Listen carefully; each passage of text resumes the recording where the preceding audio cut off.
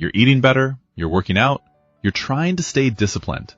You've cut back on snacks, you're watching your portions, maybe you've even downloaded a tracking app and started paying attention to calories. And yet, the scale barely moves. Or it moves for a week, then stalls. Or worse, it goes up, even though you feel like you're doing everything right. That's frustrating, and it can start to make you question yourself. But here's something most people overlook. Weight loss isn't just about calories and workouts. It's about biology.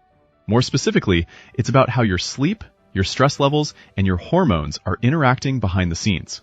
Sometimes the issue isn't effort, it's physiology. And once you understand that, everything starts to make a lot more sense. Let's build a quick foundation first. At its core, fat loss does require a calorie deficit. That part is true.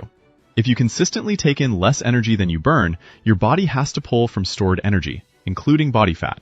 But here's what's often ignored. Hormones determine how hungry you feel, how satisfied you feel after eating, how much energy you have to move, how well you recover, and even where your body prefers to store fat. So while calories matter, hormones influence your ability to maintain that calorie deficit without feeling miserable. When hormones are disrupted, weight loss doesn't become impossible, but it does become harder than it needs to be. Now let's talk about one of the biggest drivers of hormonal disruption: sleep. Sleep is not just rest, it's active biological repair. When you don't get enough sleep, your body responds almost immediately. One of the first changes happens with hunger hormones. Ghrelin, the hormone that stimulates appetite, increases when you're sleep deprived. Leptin, the hormone that signals fullness, decreases. So even if you ate the same amount of food you normally do, your body may feel hungrier and less satisfied. And it's not just about quantity of food. Sleep deprivation also shifts cravings toward higher calorie, more palatable foods. Your brain becomes more sensitive to reward and less regulated in decision-making. That late-night snack suddenly feels a lot harder to resist. What's fascinating is that even losing just 1 to 2 hours of sleep per night can change these hunger signals the next day. On top of that, poor sleep affects insulin sensitivity. Insulin helps move glucose from your bloodstream into your cells. When you're sleep deprived, your body doesn't handle blood sugar as efficiently. Over time, this can influence fat storage and energy levels. Then there's recovery.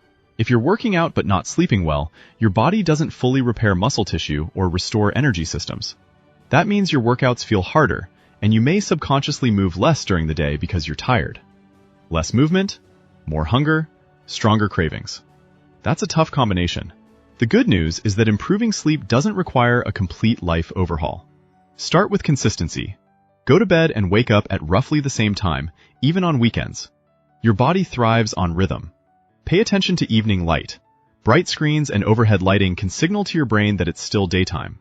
Dimming lights an hour before bed can make a noticeable difference. Watch caffeine timing.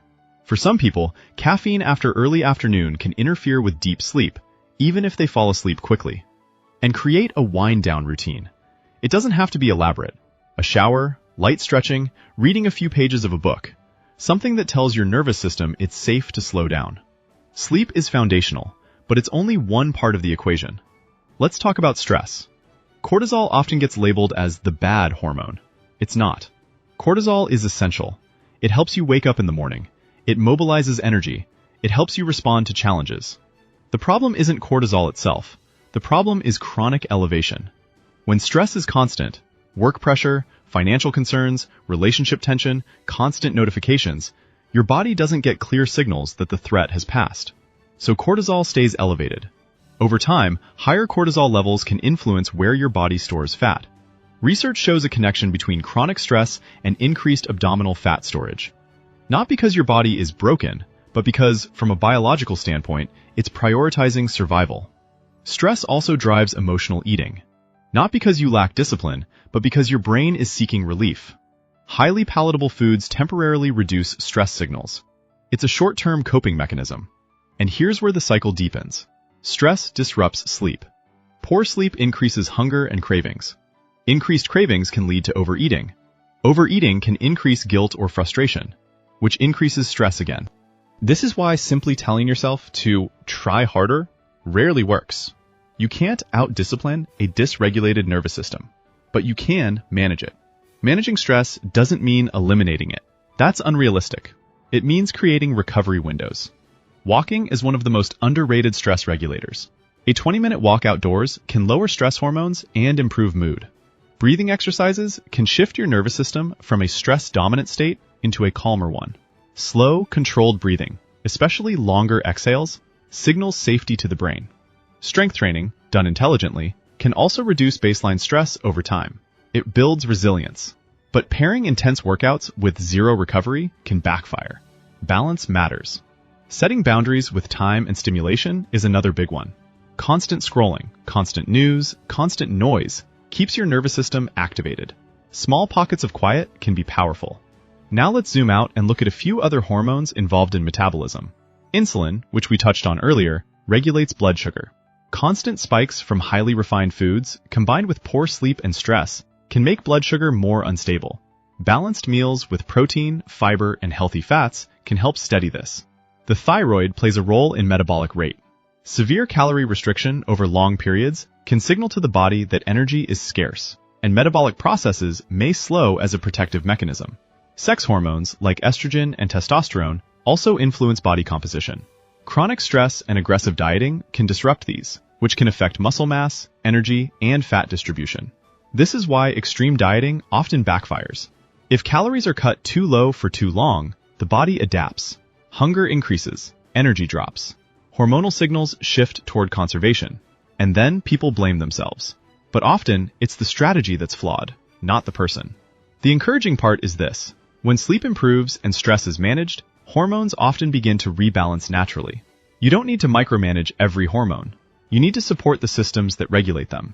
Now, let's connect the full cycle most people miss. Poor sleep increases hunger and reduces fullness signals. Stress elevates cortisol. Elevated cortisol can encourage abdominal fat storage. Frustration leads to stricter dieting. Stricter dieting increases stress.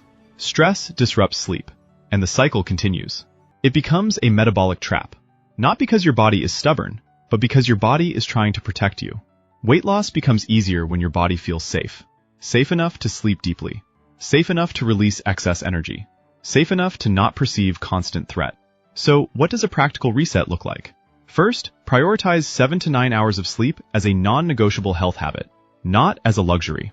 Second, reduce evening stimulation. Dim lights. Step away from intense work late at night. Give your nervous system time to shift gears. Third, manage caffeine timing. Experiment with cutting it earlier in the day and notice how your sleep responds. Fourth, eat balanced meals. Include protein to support muscle and satiety. Include fiber for blood sugar stability. Don't rely on extreme restriction. Fifth, include recovery days in your training. More isn't always better. Adaptation requires rest. And finally, focus on consistency, not extremes.